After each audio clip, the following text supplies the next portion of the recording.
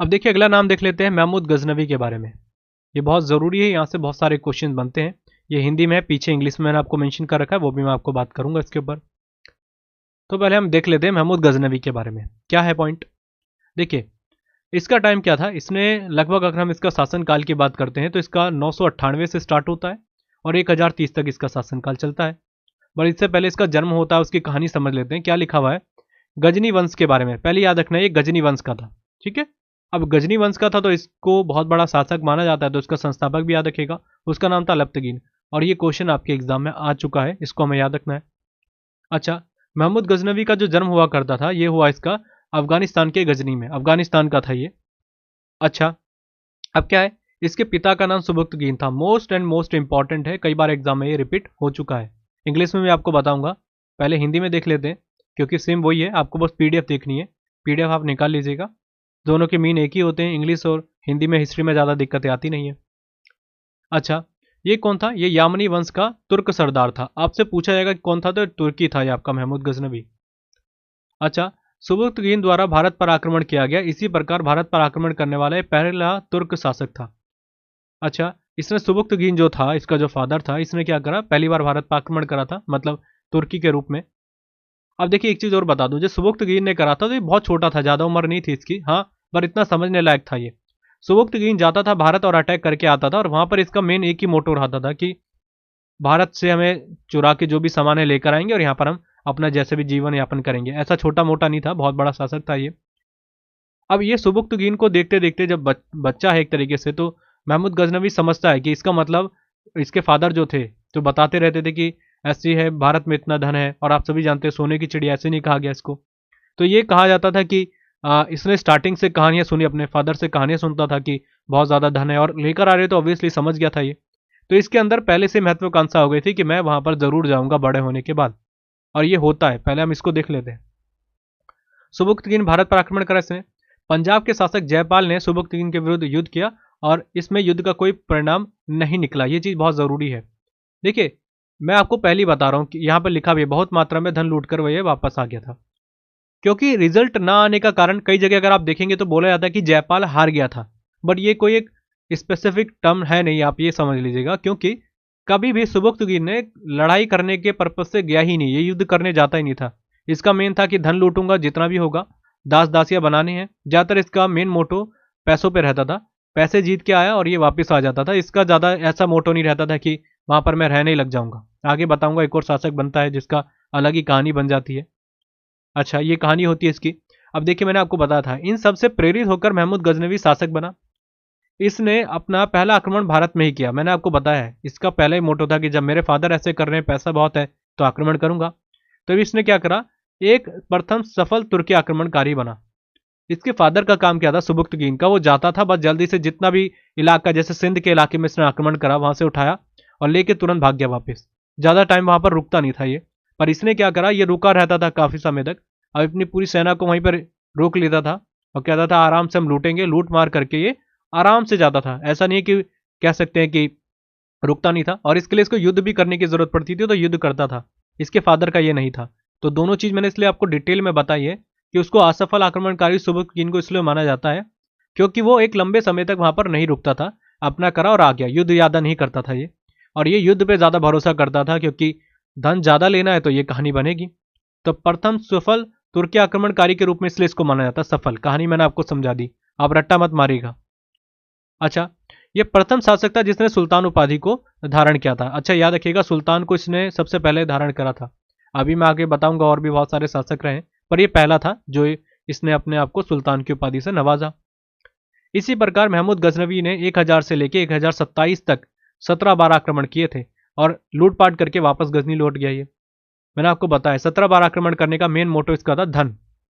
धन अब मैं अपने टाइम की बता रहा हूँ, जब मैंने एसएससी की स्टार्टिंग करी थी प्रिपरेशन, तो ल्यूसेंट हमें पढ़ने की आदत थी और मैं हमेशा कहता हूँ कि ल्यूसेंट से बच के रहें, क्योंकि ल्यूसेंट अब वो वाला नहीं देती फेज, आपको स्टोरी देती नहीं, बस आपको वन लाइनर दे देती है और आपको याद नहीं रखना, स्टोरी याद रखनी है।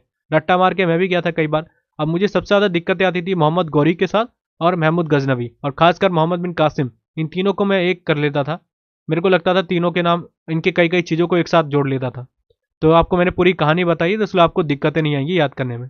17 बार आक्रमण करने का मेन मोटो क्यों होगा, क्योंकि ये धन के लिए ही तो आया था, ये कोई वहां पर रहने के लिए तो आया नहीं था, इसलिए इसने इतनी बार आक्रमण करा। अच्छा, अब इसके बाद क्या होता है, इस विजय के बाद मोहम्मद गजनवी को यामिन उद दौला, ये एसएससी का पूछा गया क्वेश्चन है, मोस्ट इंपॉर्टेंट मार्क करके याद रखिएगा, इसको एक उपाधि से सम्मानित किया गया इस विजय के बाद। अब देखिए, आप समझते हैं हमारी कहानी क्या है। इसने ये उपाधि कब ली थी, जब इसने यहाँ पर आपके सोमनाथ मंदिर पर आक्रमण करा था। मैं आगे आपको कहानी बताता हूँ, बस आपको उपाधि का नाम याद रखना है, यामिन उद दौला। मोहम्मद गजनवी ने 1025 ईस्वी में गुजरात में स्थित सोमनाथ मंदिर पर आक्रमण किया। इस समय गुजरात के शासक भीम प्रथम थे। पहला क्वेश्चन, भीम प्रथम थे शासक यहाँ के, चालुक्य डायनेस्टी के थे, सोमनाथ मंदिर पर करा था, और सन था 1025। सारे क्वेश्चन आपको एग्जाम में पूछे जा चुके हैं, ठीक है। तो ये आपसे अगर एग्जाम में आएगा तो इसको याद रखेगा। अच्छा, ये कहाँ पर था? काठियावाड़। आपने अगर कभी गए होंगे गुजरात तो ये नाम आपने जरूर सुना होगा, काठियावाड़। काठियावाड़ ये जगह थी, यहीं पर आपका सोमनाथ मंदिर है।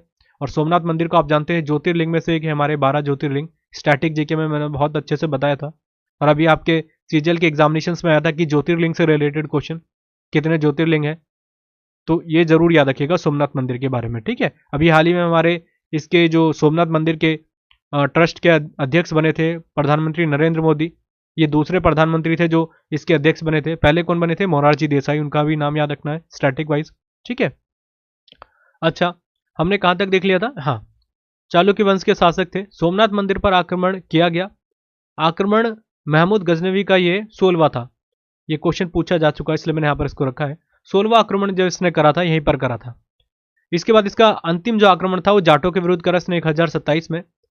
महमूद गजनवी के दरबार में प्रसिद्ध फिरदौसी, उतबी, अलबुरुनी और फारूकी आदि उपस्थित रहते थे। ये सारे इसके दरबार में थे। और ये क्वेश्चन ऐसे आते हैं कि बताइए कि कौन से इसके दरबार में थे। अब देख लेते हैं अलबरूनी। अलबरूनी द्वारा प्रसिद्ध पुस्तक किताब उल हिंद लिखी गई है। इसी पुस्तक में भारत की सामाजिक संस्कृति के बारे में वर्णन किया गया है। और यही बुक थी जो मैंने आपको कई बार अपनी हिस्ट्री के लेक्चर्स में बताया, ये बहुत बार एग्जाम में आती है। हम रटला तो मान लेते हैं कि अलबरूनी के द्वारा लिखी गई है, पर एक बार एग्जाम में एसएससी के आया था कि बताइए कि इसका मेन इसके अंदर क्या दिखा रखा है, कि बहुत अलग अलग तरीके के ऑप्शन थे। बस याद रखिएगा, भारत की सामाजिक संस्कृति के बारे में बहुत अच्छे से मेंशन करा है। इससे जरूरी है कि इसको जो अनुवाद करा था वो रजनीकांत शर्मा थे। यहाँ पर मैंने नाम शायद मेंशन कर रखा है, रजनीकांत शर्मा। ये भी पूछा जा चुका क्वेश्चन है कि इसको जो एक तरीके से कह सकते हैं कि ट्रांसलेट करना या इसको पूरा तरीके से बताने का काम किन्होंने करा था? इन्होंने ही करा था, रजनीकांत शर्मा ने।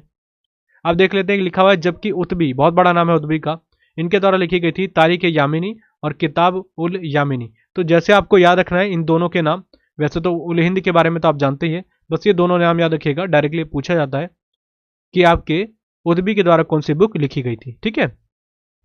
अब मैं पहले इंग्लिश में भी आपको थोड़ा दिखा दूं, क्योंकि दोनों ही बाइलिंगुअल कंटेंट है।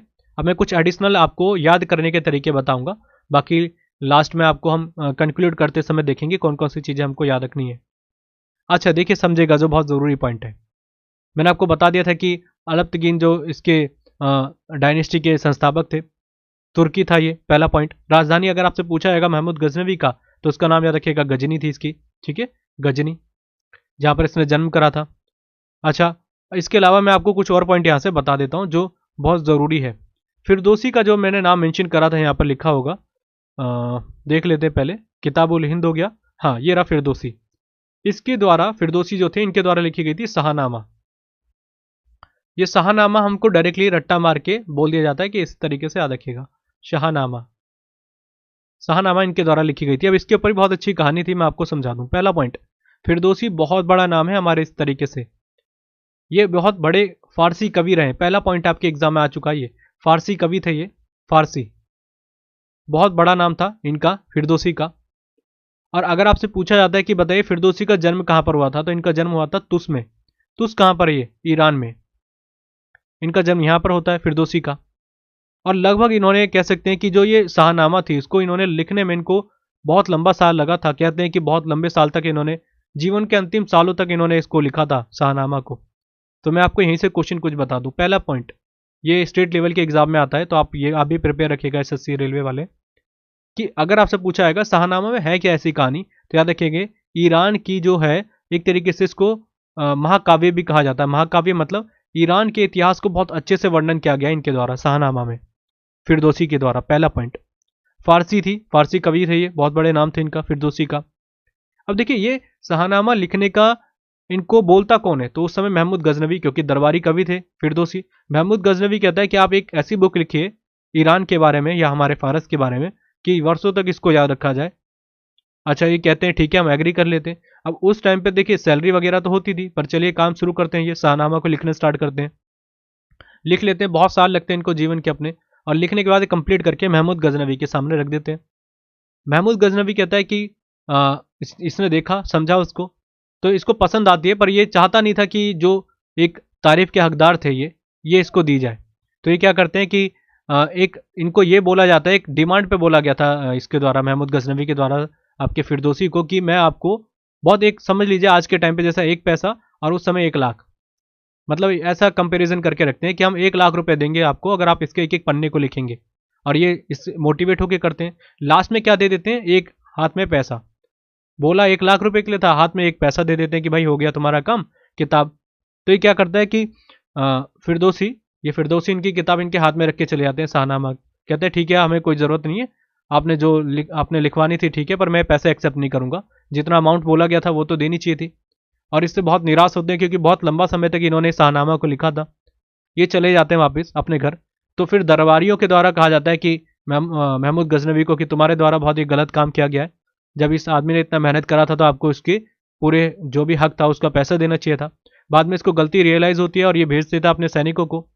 सैनिकों के पास जाता है, जब तक जाते हैं कि हाँ हम पैसे देने के लिए रेडी हैं, उस समय क्या हो जाता है, उसी समय जनाजा निकल रहा होता है, मतलब जैसे हमारे में अंतिम संस्कार कहते हैं, उस समय इनकी मृत्यु हो जाती है, कहने का मतलब फिरदौसी की। अब फिरदौसी की मृत्यु हो जाती है तो इसको बहुत ज़्यादा दुख होता है कि जो मैंने लास्ट में एक तरीके से पैसे दे देता तो मेरे दिमाग में ये रहती नहीं चीज़ें। तो ये खुद जाता है स्पेशली अब इसकी बेटी को देने के लिए कि ये जो पैसे मैंने बोले थे ये तुम्हारे फादर के हैं। तो ये मना कर देती है, क्योंकि इसको पता था इसी दुख से मेरे फादर की मृत्यु हुई है, तो मैं इसको एक्सेप्ट नहीं करूंगी। तो बहुत ज़रूरी नाम मैंने आपको बता दिया शाहनामा का।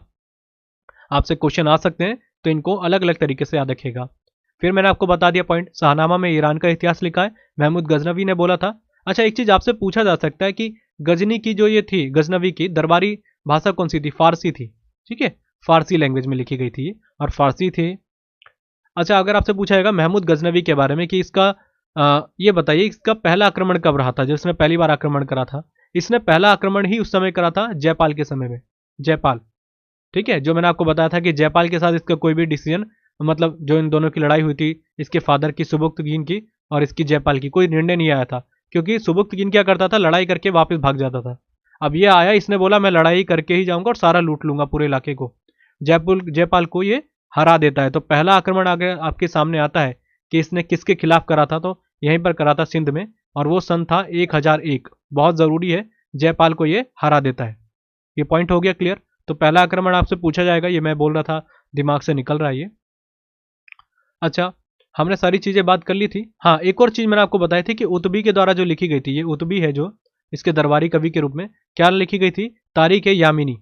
तो अगर आपसे पूछा जाता है कि तारीख यामिनी में इसने क्या लिखा था ऐसा उतबी ने, तो याद रखिएगा मथुरा युद्ध के बारे में बहुत डिटेल में बताया गया। मथुरा युद्ध, इंग्लिश में भी मैं लिख लेता हूँ, मथुरा वॉर के बारे में, जो 1017 में होता है, ये महमूद गजनवी के समय में। इसने देखिए महमूद गजनवी ने किसके खिलाफ लड़ाई करी थी, कुलचंद के,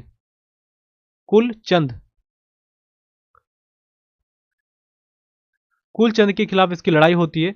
और इसमें बस ये आपको याद रखना है कि अगर पूछा जा सकता है कि उदबी के द्वारा तारीख यामिनी में क्या मेंशन किया गया था, तो मैं ये स्टेट लेवल के आपको थोड़ा एडवांस पॉइंट बता रहा हूँ, आप इसको थोड़ा याद रखिएगा। कुलचंद उस समय शासक थे और मोहम्मद गजनवी ने लड़ाई करी और इसमें जीत गया था एक तरीके से महमूद गजनवी। और ये इसका 1017 की लड़ाई के बारे में बात कर रहा हूँ मैं आपको। तो पॉइंट मेरे हिसाब से क्लियर हो गया होगा। और मैंने 1026 का आपको बताया था, 1026 जरूर याद रखिएगा, इसने जब सोमनाथ मंदिर पर आक्रमण करा था। और ये चीज़ मैं आपको बता दूं महमूद गजनवी के बारे में, 1026 में जब करता है काठियावाड़ के मंदिर में, जो आपका सोमनाथ मंदिर है, इसने शिवलिंग को तोड़ दिया था। जो भगवान शिवलिंग की जो प्रतिमा कह सकते हैं, उसको पूरी तरीके से तोड़ दिया था। जितने भी वहां पर पुजारी थे सभी का कत्लेआम कर दिया था, सोना लूट लिया था इसने सारा। और मेन इसने गुस्सा शिवलिंग पे उतारा और शिवलिंग को तोड़ देता है ये भगवान शिव का। तो आपको चीज़ समझ में आ गई होगी जो मैंने आपको यहाँ से रिलेट करके बता दी। एक चीज़ और बता दूं, अगर आपसे पूछा जा सकता है कि लाहौर में तक ये आ ही चुका था, तो लाहौर का इसने नाम क्या कर दिया था, क्योंकि लाहौर उस समय भारत का हिस्सा होकर करता था, इसने वहां पर कब्जा करके इसका नाम बदल के इसने रख दिया महमूदपुर। और ये आपके जैसे एसएससी वगैरह के एग्जाम में तो नहीं पूछा गया, स्टेट लेवल में आता है महमूदपुर। इसने क्या करा, उसका नाम महमूदपुर नाम रख दिया, बाद में इसको फिर लाहौर कर दिया गया था। पहले इसका नाम शायद कुछ और हुआ करता था, बट इसने महमूदपुर कर दिया था लाहौर का, जो प्रेजेंट टाइम में पाकिस्तान में। तो हमने सारे पॉइंट आपको रिलेट करके बता दिया। अब में हम इसको रिकॉल कर लेते, रिवाइज कर लेते, जिससे आपको आसानी हो जाएगी याद करने में। ठीक है, चलिए स्टार्टिंग से देख लेते हैं। अब आपको इसमें नहीं देखना जो मैंने आपको बताया था। सबसे पहला पॉइंट, अगर आपसे पूछा जाता है इसका कार्यकाल क्या रहा था, तो 998 से रहा ये 1030 तक। ठीक है, पहला पॉइंट। ये कहाँ का था, गजनी वंश का अगर हम बोलेंगे तो शासक था ये। गजनी वंश का अगर संस्थापक बोलेंगे तो कौन था, वो था अल्तगीन। अगर पूछेंगे कि भाई इसका जन्म कहाँ पर होता है, तो आपको हमने बात कर ही रखी है। पहला पॉइंट इसके फादर के बारे में पूछा जाएगा, तो उसका नाम था सुबुक्तगीन। सुबुक्तगीन एक असफल आक्रमणकारी था, असफल। इसने आक्रमण करे पर ये सफल नहीं रहा, मतलब इसका मेन मोटो था कि धन लूटूंगा और वापस आ जाऊंगा। इससे बहुत इंस्पायर होता है यही महमूद गजनवी, और ये क्या करता है, ये आ जाता है वहां पर लूट के, और ये पहला सफल आक्रमणकारी बन जाता है। अच्छा, आपसे पूछा जाएगा पहला तुर्की कौन था आक्रमणकारी, तो इसका फादर था सुबुक्तगीन। पर अगर सफल पूछेंगे तो वो महमूद गजनवी बन जाता है, ये भी एक तुर्की था जब फादर तुर्की है। ठीक है, ये कहानी मैंने आपको बता दी। मैंने आपको एक बताया था कि इसका पहला आक्रमणकारी अगर बोलेंगे, इसने पहला आक्रमण कहाँ करा था, 1001 में इसने स्टार्टिंग कर दी लड़ाई की, और इसने करी थी जयपाल के खिलाफ। जयपाल जयपाल के खिलाफ इसके फादर ने भी लड़ाई करी थी, पर बस थोड़ा बहुत धन लूट के वापस आ गया, पर इसने पूरी तरीके से लड़ाई करी और इसमें इसको हरा दिया। इसने पूरा आक्रमण करके इसने सिंध पर आक्रमण करा, कब्जा करा उसमें। फिर मैंने आपको बताया था इसका सबसे महत्वपूर्ण आक्रमण जो रहता है वो है सोमनाथ मंदिर पर 1026 में। शिवलिंग तोड़ देता है, पुजारियों को मार देता है, वहां पर लोगों की हत्या कर देता है, सोना लूटपाट करता है और भाग जाता है यहाँ से। फिर इसने एक और याद रख सकते हैं आप, 1017 में आक्रमण करता है, जिसको मथुरा युद्ध भी कहा जाता है, मथुरा युद्ध। और इसको लिखने वाले व्यक्ति कौन थे, उतबी, जिन्होंने बोला था तारीख यामिनी में, यहाँ पर मैंने मेंशन करा था आपको, तारीख यामिनी इस पुस्तक में लिखा है। और उस समय जो शासक थे मथुरा के, उसका नाम था कुलचंद। कुलचंद शासक के खिलाफ, जो शासक थे उसके खिलाफ ये लड़ाई होती है और इसमें भी ये जीत जाता है। तो आपको समझ में आ गई होगी, मैंने आपको बताया था लाहौर, लाहौर का नाम इसने महमूदपुर कर दिया। और जब इसने 1026 में लड़ाई करी थी, सोमनाथ मंदिर पर इसने आक्रमण करा था, उस समय शासक कौन थे, भीम प्रथम। और ये एग्जाम में कई बार रिपीट ऑलरेडी हो चुका है।